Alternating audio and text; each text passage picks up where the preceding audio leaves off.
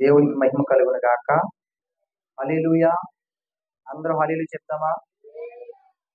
చాలా మంచిది ప్రియారా. మరి దేవుడు గొప్ప దేవుడు, మంచి దేవుడు. మనలందరినీ కూడా మరి ప్రేమించి ఈ మంచి సమయాన్ని దేవుడు మనకు అనుగ్రహించాడు. మరి వాతావరణం చాలా కొత్త వాతావరణం. మరి సంవత్సరానికి 3 సార్లు కాలం మారుతూ ఉంటుంది.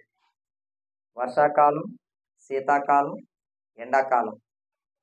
మరి కాలం మారుతూ ఉన్నప్పుడు మరి కొంతమందికి కొన్ని బలహీనతలు వస్తూ ఉంటాయి. మరి దేవుడు తన కృపలో మనందరినీ కూడా జ్ఞాపకం చేసుకొని ఈ యొక్క సిద్ధపాటు కూడికలో దేవుడు మనకందరికి గొప్ప భాగ్యాన్ని ఇచ్చాడు. ఆయన సన్నిధిలో ఆరోగ్యవంతులుగా దేవుడు మనల్ని నిలబెట్టాడు. ప్రియరా, మనం ఎంతో గొప్ప ధన్యులము, ఎంతో గొప్ప భాగ్యులము. మరి ఆయన సన్నిధిలో ఉండే ధన్యత, భాగ్యము మరి అందరికీ దొరకదు. మరి ఈరోజు మరి చాలా మంది రాలేదు. మరి నేను ఆల్రెడీ మన చర్చ్ గ్రూప్ లో కూడా అనౌన్స్మెంట్ చేశాను. ప్రియరా, మరి ఆదివారం ఆరాధన కూడా చాలా మంది మరి రావట్లేదు. మరి దేవుడు ఎన్నో అద్భుతాలు చేస్తూ, ఎన్నో మేలులు చేస్తూ మరి చక్కగా మనం నడిపిస్తూ ఉన్నాడు. మరి దేవుని దగ్గర ఎన్నో మేలు పొందుకుంటూ, ఎన్నో అద్భుతాలు మనము చూస్తూ మరి మనము దేవునికి దూరంగా ఉంటున్నాము. మరి కనుక ఈ యొక్క రాత్రి కాల సమయంలో మరొకసారి నేను జ్ఞాపకం చేస్తూ ఉన్నాను.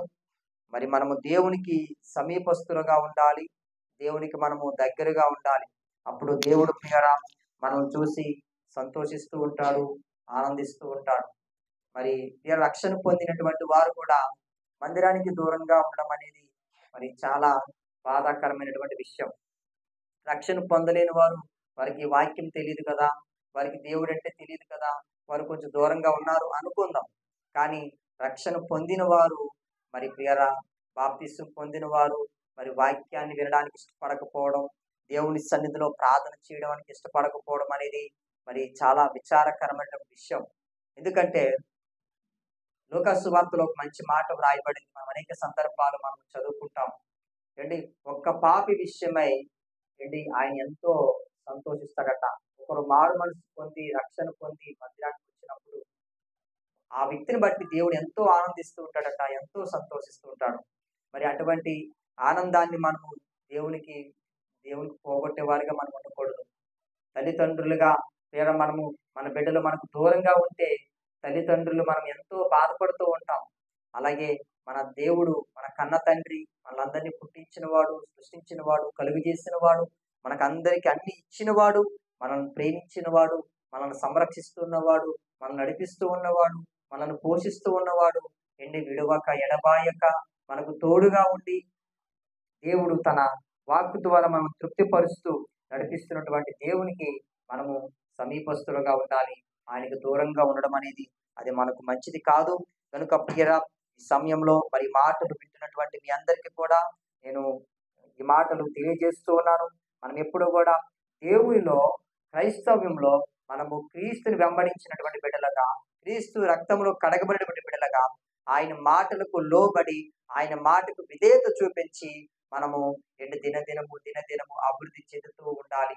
దేవునికి మహిమ కలుగును గాక. హల్లెలూయా. దయచేసి ఎవరు కూడా తలలు కింద పెట్టి వాక్యం వినొద్దు. మీరు తలలు పైకి ఉంచి వాక్యం వినాలని మీకు మనవి చేస్తూ ఉన్నాను. ప్రియరాం, దేవునిలో మనం అడుగు పెట్టినప్పుడు, దేవుని దగ్గరికి వచ్చినప్పుడు మన స్థితి కొద్ది కొద్దిగా అభివృద్ధి చెందుతూ ఉండాలి. దేవుళ్ళలో లేకముందు ఉన్నటువంటి పరిస్థితి వేరు, దేవుళ్ళలో ఉన్నప్పుడు పరిస్థితి వేరు. అది కనిపించాలి. ఎందుకంటే దేవుని దగ్గరికి వచ్చిన తరువాత ప్రియరా మన అభివృద్ధి పెరుగుతూ ఉండాలి. మనము మన యొక్క స్థితి పెరుగుతూ ఉండాలి. చాలా సందర్భాల్లో మనం చూస్తూ ఉంటాం. ఎన్నో సంవత్సరాలుగా వ్యాపారాలు చేస్తూ ఉంటారు. చాలా మంది ఎన్నో చాలా పెట్టుబడులు పెట్టి వ్యాపారాలు చేస్తూ ఉంటారు. ఫలించక వారు ఎంతో చాలా బాధపడుతూ నిరాశ నిస్పృహ స్థితిలోనికి వెళ్ళిపోతూ కురుకుపోతూ ఉంటారు. అది లోక సంబంధమైనటువంటి విషయం. వ్యాపారం అన్నాక లాభం ఉంటుంది, నష్టం ఉంటుంది. ఎప్పుడు లాభం వస్తుందో తెలియదు, ఎప్పుడు నష్టం వస్తుందో తెలియదు. కానీ దేవుని బిడ్డలుగా దేవుని సన్నిధికి వచ్చినటువంటి మనము ప్రియరా లోకంలో ఉన్నట్టుగా కాకుండా మన జీవితంలో అభివృద్ధి కనబడుతూ ఉండాలి. మన జీవితంలో దినదినము అభివృద్ధి చెందుతూ ఉండాలి. బైబిల్ గ్రంథంలో కొన్ని మంచి మాటలు మరి కనబడుతూ ఉన్నాయి. మీకు జ్ఞాపకం చేస్తాను. మనం ఏ విషయంలో అభివృద్ధి చెందుతూ ఉండాలో నేను మీకు వివరిస్తాను. దయచేసి అందరూ కూడా పేతురు గారు రాసిన 2వ పత్రిక 3వ అధ్యాయం తీసినట్లయితే, పేతురు గారు రాసిన 2వ పత్రిక 3వ అధ్యాయం 18వ వచనంలో ఒక మంచి మాట మనం చదువుకుందాం.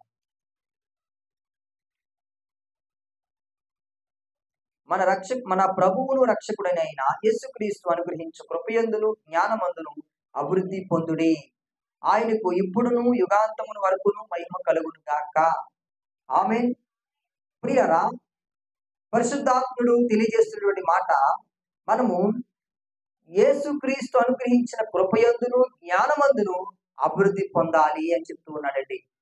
ఈ మాట మనము ప్రియరా సమూయేలు గురించి మనం వింటాం. ఈ వ్యక్తి మనుషుల దయలోను దేవుడి దయలోను వర్ధిల్లును గాక. అదే మాట మనం యేసుక్రీస్తు వారి యొక్క లోకా సువార్తలో ఆ మాట మనకు కనబడతాయి. యేసుక్రీస్తు వారు మనుషుల దయలోను దేవుడి దయలోను వర్ధిల్లుతున్నాడని. ప్రియరా, మనం ఎప్పుడు కూడా ఏం చేయాలి తెలుసా?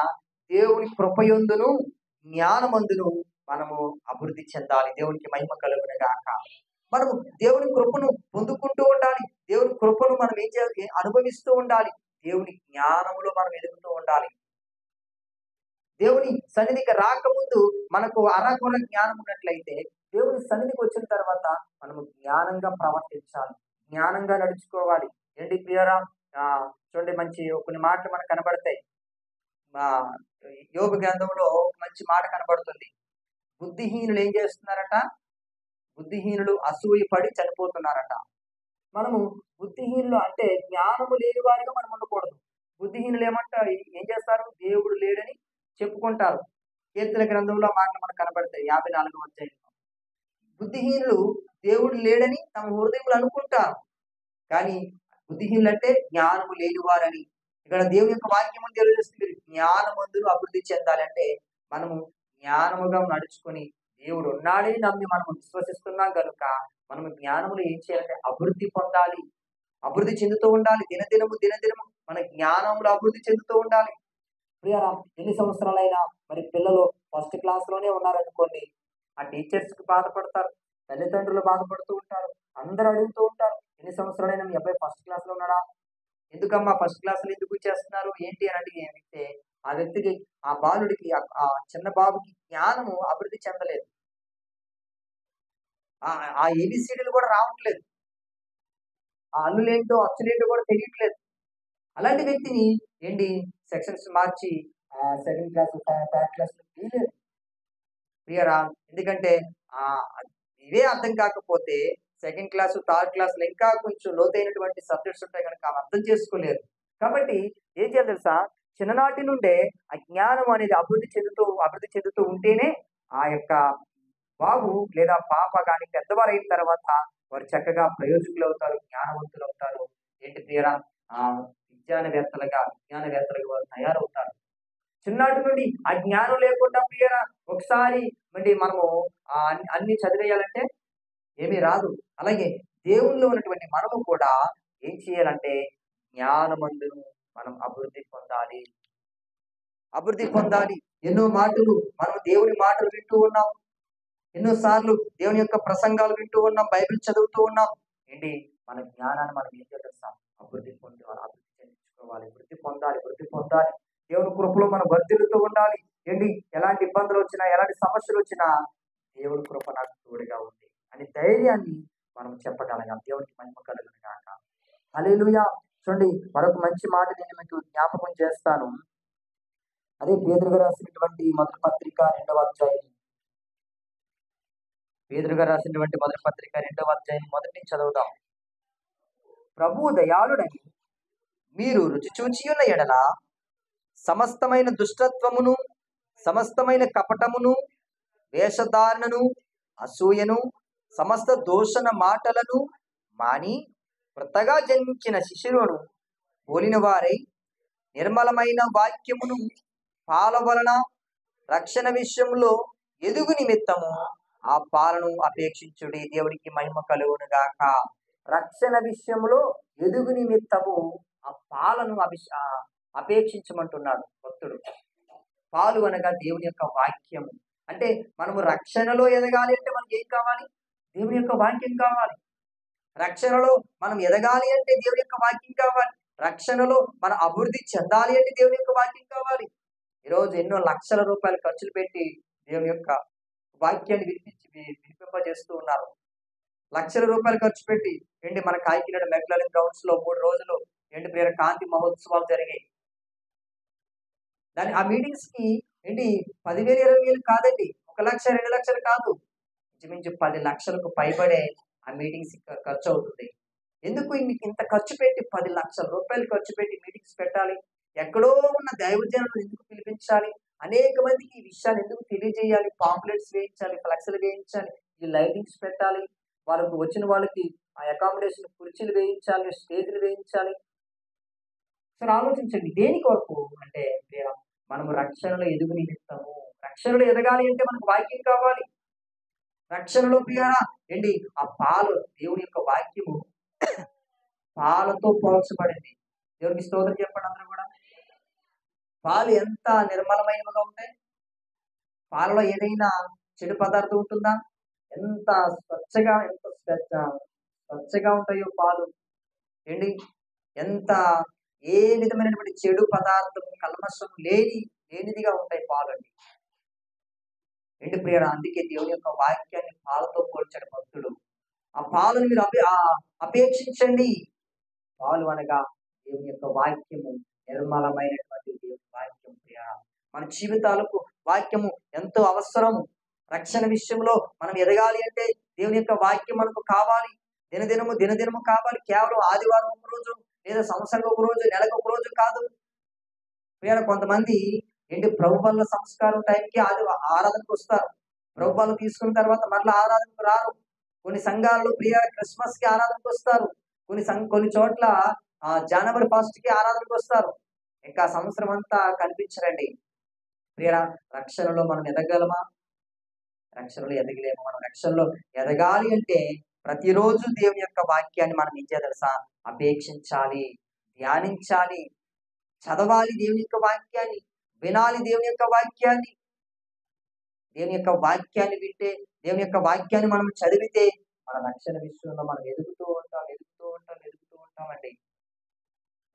కొంతమంది ఆ వాక్యాన్ని వింటారు కానీ మనసులో పెట్టుకోరు. ఒక చిన్న ఎగ్జాంపుల్ మీకు జ్ఞాపకం చేస్తాను. కొన్ని చోట్ల కొన్ని మన క్రైస్తవ మీటింగ్స్ లో కూడా దేవుని నమ్మని వారు కొన్ని ప్రోగ్రామ్స్ చేస్తారు. ఒక సౌండ్ సిస్టమ్ కానివ్వండి, ఏదైనా ఎగ్జాంపుల్ సౌండ్ సిస్టమ్ అనుకుందాం. మనం ఏదైనా పెద్ద బహిరంగ సభలు ఏర్పాటు చేసాం. సౌండ్ సిస్టము దేవుడు నమ్మిన వాళ్ళ దగ్గరే ఉండదు కదా పెద్ద సౌండ్ సిస్టమ్. దానికి సౌండ్ సిస్టమ్ అవసరం కాబట్టి దానికి ఎంతో మనం మాట్లాడుకుంటూ సౌండ్ సిస్టమ్ ఆపరేటర్ మనం పెట్టుకుంటాం. ఆ సౌండ్ సిస్టమ్ ఆపరేటర్ ప్రియులారా దేవుడు నమ్మని వాడు అనుకుందాం. ఇక్కడ ఇన్ని వేల మంది వస్తారు, దైవజనుల మాటలు వాక్యం వింటారు, కానీ వారిలో మారు మనసు రాదు. వారు వినరా అంటే వింటారు, చక్కగా వింటారండి. కొన్ని సందర్భాల్లో వారే ఏం చేస్తారు తెలుసా? పలానా పాస్టర్ గారు ఒక రోజు ఒక చోట ప్రోగ్రాం వేశాను, ఆ పాస్టర్ గారు ఇలా వాక్యం చెప్పారని వాళ్ళే చెప్తారు. ఎవరు వాళ్ళు? దేవుని నమ్మని ప్రజలు. నమ్మని వారే దాన్ని వింటున్నారు, కానీ దాని ప్రకారంగా వారు నడుచుకోలేరు. ఎందుకంటే కొన్ని అడ్డుగోడలు వారు ఉంటాయి. మరి దేవుని నమ్మని వారు దేవుని యొక్క వాక్యాన్ని వారు వింటున్నారు. దేవుని నమ్మిన వారు దేవుని యొక్క వాక్యాన్ని ఎలా వింటున్నారు? వారిలాగైనా వింటున్నావా? కనీసం ఏ వాక్యం మనం మందిరంలో మనము వినిపింపజేస్తామో, ఏ వాక్యం, ఏ ప్రసంగం అయితే ఇక్కడ వినబడుతుందో ఆ ప్రసంగం మళ్ళా మనకి జ్ఞాపకం ఉండడం లేదు. మనము ప్రభువులో ఎదగాలి, రక్షణ విషయంలో మనం ఎదగాలి అంటే ప్రతిరోజు మనకు దేవుని యొక్క వాక్యం కావాలి. ఆ యొక్క వాక్యాన్ని మనము ఏం చేయాలి తెలుసా? అపేక్షిస్తూ ఉండాలి. దేవుని యొక్క వాక్యాన్ని మనము వినాలి, దేవుని యొక్క వాక్యాన్ని మనము ధ్యానించాలి. ప్రియరా, చూడండి, ఎఫెసీయులకు రాసినటువంటి పత్రికలో మంచి మాటలు మీకు నేను జ్ఞాపకం చేస్తాను, ముగించేస్తాను. 4వ అధ్యాయం 22వ వచనం.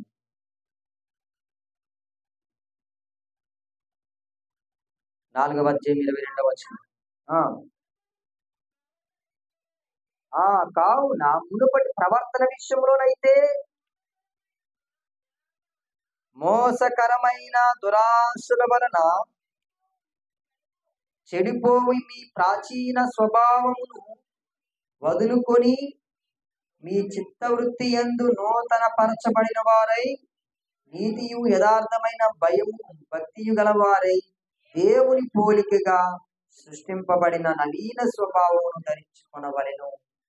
ఏంటి, మనము దేవుని బిడ్డలుగా ఏం చేయాలంటే ప్రాచీన స్వభావాన్ని విడిచిపెట్టాలి. ప్రాచీన స్వభావం అంటే పాత స్వభావాన్ని, పాత బుద్ధిని, పాతపు అలవాటులను అన్నిటిని విడిచిపెట్టి నవీన స్వభావం అనగా క్రొత్త స్వభావము.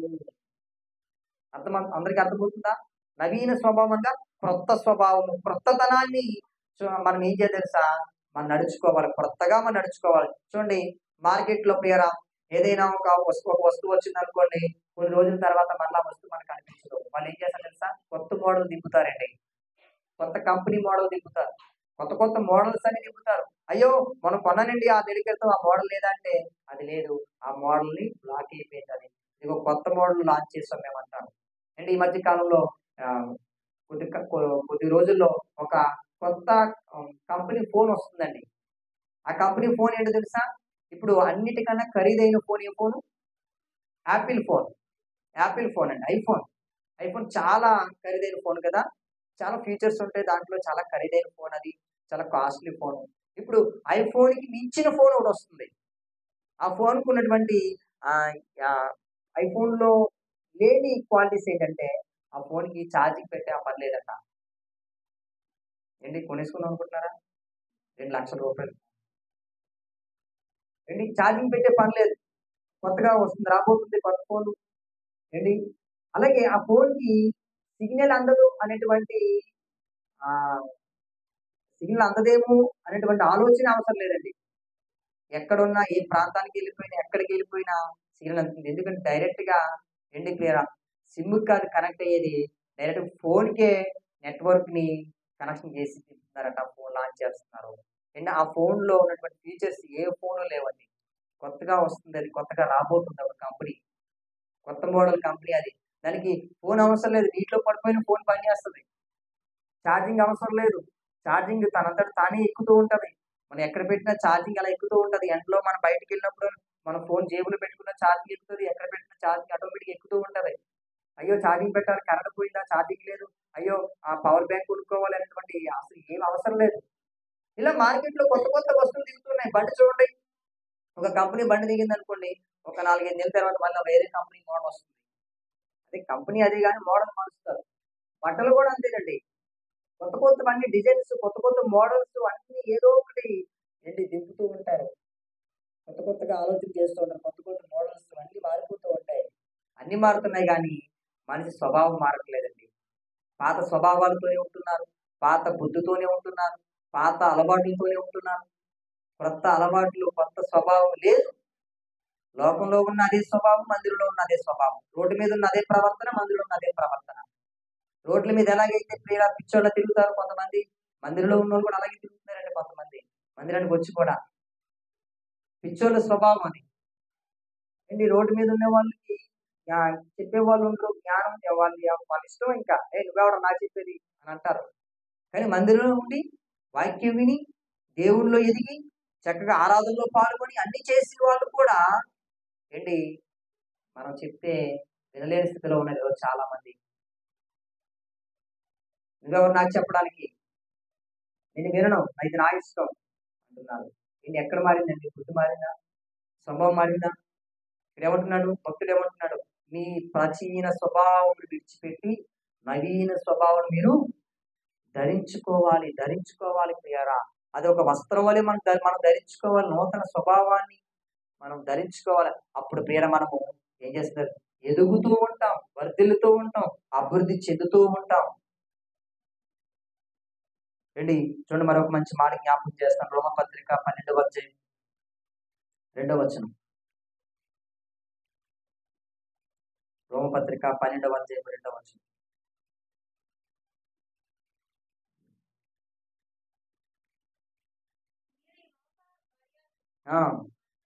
అనుసరింపక కొత్త అనుకూలం సంపూర్ణమునయ్యున్న దేవుని చిత్తమేదో పరీక్షించి తెలుసుకున్నట్లు మీ మనస్సు మారి నూతన మగ్గు వలన రూపాంతరము పొందుడి. ఏంటి మన మనస్సు మారి మనం ఏం చేయాలంట? రూపాంతరం పొందాలి, రూపాంతరం చెందాలి, రూపాంతరం చెందాలి. మన మనస్సును రూపాంతరం చేసుకోవాలి అని తెలియజేస్తున్నాడు. రూపం మారాలి, ఆ రూపం మనసు యొక్క రూపం మారాలి. ఏంటి? దేవుడి చిత్తం మీద మనం తెలుసుకోవాలి, దేవుడి చిత్తం మీద మనం తెలుసుకోవాలి. ఏంటి? మన మనస్సులో మారాలి, రూపాంతరం చెందాలి. ఎందరికీ తెలుసా? గొంగళి పురుగు ఏం చేస్తుందంటే తన రూపాన్ని మార్చుకుంటుంది. అందరూ చూసి అసహించుకుంటున్నారు. అందరూ చూసి దాన్ని చిరాకు పడతారు. అందరూ చూసి దూరంగా నెట్టేస్తారు, పడేస్తారు, నలిపేస్తారు, చంపేస్తారు. కానీ అది ఏం చేస్తుంది తెలుసా? తను రూపాంతరం చేసుకుందండి. నా బ్రతికి కాదు, నా జీవితం ఇది కాదు అని అది ఎలాగా రూపాంతరించిందని తెలుసా? అందమైన రంగురంగుల సీతాకోక చిలుకగా రూపాంతరం చెందింది.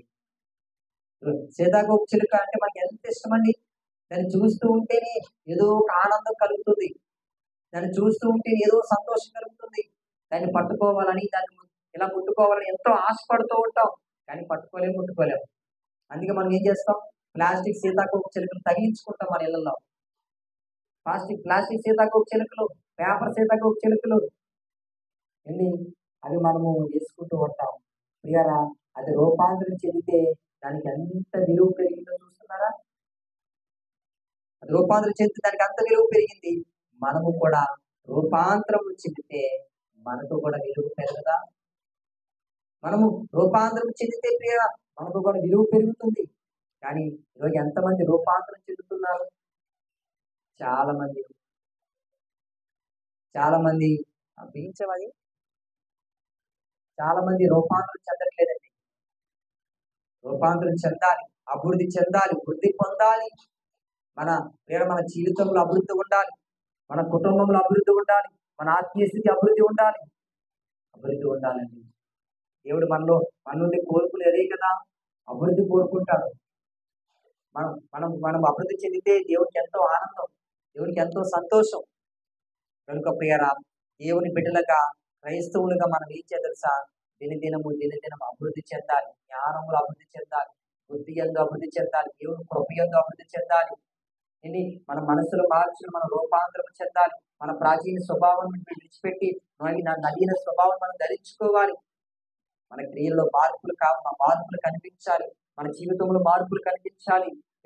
మనము దేవునికి మనం ఈ రోజు ఎలా ఉన్నామో రేపటికి ఈ రోజుకి ఒక వ్యత్యాసం కనిపించాలి. మన ప్రార్థనలో వ్యత్యాసం కనిపించాలి. మన ప్రార్థన ఈ రోజు ప్రార్థన చేయలేకపోతే రేపు మనం ప్రార్థన చేయాలి.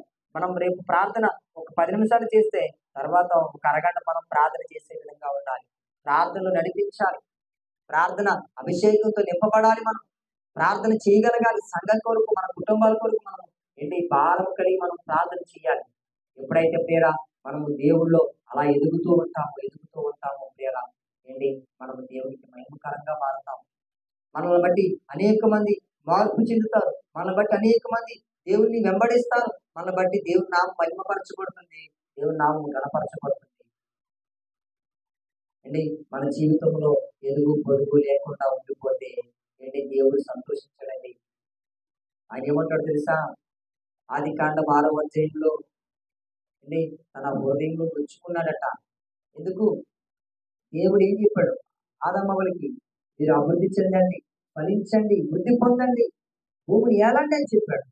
కానీ ప్రియ ఆనాటి నిపిలీలు భూలోకంలో నివసిస్తున్నప్పుడు వారు ప్రకృతికి ఈ లోకానికి దాసోహం అయిపోయారు, బానిసలైపోయారు, పాపానికి దాసోహం అయిపోయారు. అందుకే వారు చూసి ఏం చేస్తాడు? దేవుడు బాధపడుతున్నాడు, నొచ్చుకుంటాడు తన హృదయంలో.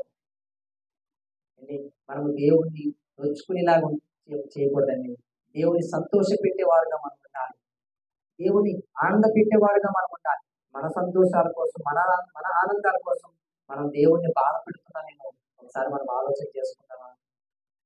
మన సంతోషాల కోసం మనము దేవుని ఇంకా మనము యొక్క నొచ్చుకునేలాగా మనం చేస్తున్నామేమో. దేవుని కోసం మనము దీనిని త్యాగం చేసేవారుగా ఉండాలి.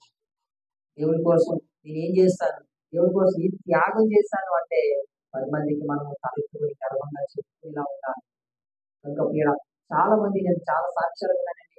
దేవుని సన్నిధికి వచ్చిన తర్వాత నేను సిగరెట్ మానేశానండి. దేవుని సన్నిధికి వచ్చిన తర్వాత నేను బీడీ మానేశానండి. దేవుని సన్నిధికి వచ్చిన తర్వాత నేను కైన మానేశానండి. దేవుని సన్నిధికి వచ్చిన తర్వాత నేను మందు మానేశానండి. దేవుని సన్నిధికి వచ్చిన తర్వాత నా వస్త్రధారణ మారిపోయిందండి. ఎంతో మంది ఎన్నో సాక్ష్యాలు ఉన్నాయి. ఏంటి, ప్రతి ఒక్కరి జీవితంలో అది ఉండాలి. దేవుని సన్నిధికి వచ్చిన తర్వాత ఏంటి, నాకు తెలిసిన ఒక యవనస్తున్నాడండి. చెవికి రింగులు పెట్టుకునేవాడు. చేతికి కడియాలు వేసుకునేవాడు. దేవుని సన్నిధికి వచ్చిన తర్వాత ఆ రింగులు తీసేశాడు. హెయిర్ స్టైల్ మారిపోయింది. కడియాలు తీసేశాడు. చక్కగా ఉంటున్నాడు. దేవుని సన్నిధికి వచ్చి ఏం మార్చుకుంటున్నాం? ఏ ఏ ఏ విషయంలో మనం అభివృద్ధి చెందుతూ ఉన్నాం? అసలు ఆలోచించేద్దామా? ఏంటి, దేవుని సన్నిధికి వస్తే బైబిల్ తీసుకురాం. దేవుని సన్నిధికి వస్తే ప్రార్థన చెయ్యం. దేవుని సన్నిధికి వస్తే కళ్ళు ముయ్యం. దేవుని సన్నిధిలో ఉండి ఏంటి, పాడడానికి ఏకీభవించాం. ఎందుకు మనం దేవుని సన్నిధికి వచ్చి ప్రయోజనం ఉంది?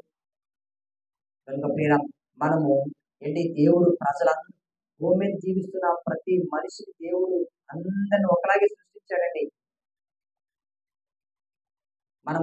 మనము దేవుని మీద ఉంచిన ఏంటి ఆసక్తిని బట్టే మనం ముందుకి నడిపించబడతాం. కాబట్టి మనం పాటలు పాడాలి, ప్రార్థన చెయ్యాలి, భారం కలిగి ప్రార్థన చేయాలి, కళ్ళు మూసుకోవాలి, మోకరించాలి, వాక్యాన్ని శ్రద్ధగా వినాలి, వాక్యాన్ని అందించాలి, వాక్యాన్ని ఇతరులతో మనం షేర్ చేయాలి. చక్కగా మన కుటుంబాల్లో, మన గృహాల్లో మనం ఎక్కువగా మనం ప్రార్థనలో గడపాలి. పరిస్థితి ఎలా ఉన్నా కూడా మనము ప్రార్థన చేయాలి. ఒకవేళ లేవలేని స్థితిలో ఉంటే దేవుడు చూస్తున్నాడు కనుక ఆ విషయంలో దేవుడు క్షమిస్తాడు. మనము ఏ విషయంలోనైనా కూడా దేవుని మాటకు లోబడే వారుగా ఉండాలి. దేవుని మాటకు విధేయత చూపించే వారుగా మనం ఉండాలి. అప్పుడు మనము మన కుటుంబాలు అభివృద్ధి చెందుతూ ఉంటాయి, దీవించబడుతూ ఉంటాయి. దేవునికి మహిమ కలుగుగాక. హల్లెలూయా, హల్లెలూయా. ప్రియరా, మరి దయచేసి రేపటి దినము మరి పునరుద్ధరణ ఆరాధన అందరూ కూడా మన సంఘంలో ఎంతమంది అయితే ఉన్నారో అందరూ రావాలి. దయచేసి మిగిలిన వారు అందరికీ కూడా విషయాన్ని తెలియజేయండి.